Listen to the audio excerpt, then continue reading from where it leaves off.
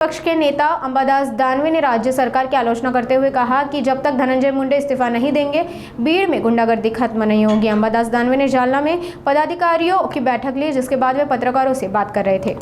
बीड मधील गुंडागर्दी धनंजय मुंडेचा राजीनामा झाल्याशिवाय संपणार नाही।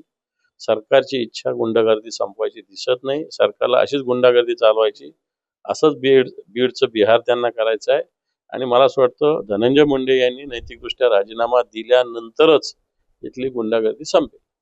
हे बाबा आम्ही आमची भूमिका मांडलेली आहे। मग जे मूळ शेतकरी त्यांना द्यावे ना ती भूसंपादनाची रक्कम, या 5 जणांना का द्यायची? शेतकऱ्याची जमीन बेभाव घ्यायची कवडी मोल भावाने आणि 4-5 व्यापाऱ्यांनी मोठ्या किमतीत त्याचा मोठा वसूल करायची, तर सर्वसामान्य शेतकऱ्याला द्यावा ना। अर्जुन खोतकर म्हणा करा प्रकल्प। चर्चा आहे सूचना उभारण्या गटाची कार्यकर्ते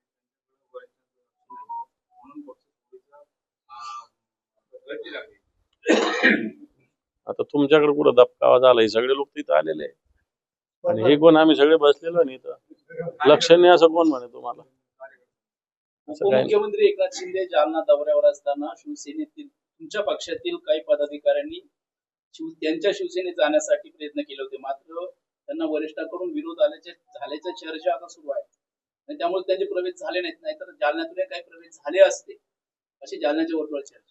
हे प्रलोभन देण्याचं त्यांचं काम चालू आहे। या प्रलोभनाला सर्वसामान्य शिवसैनिक बोलणार नाही। सगळे लोक शिवसेनेचे जागच्या जागेवर जे बाजारात मांडलेले होते त्यांची विक्री झालेली आहे।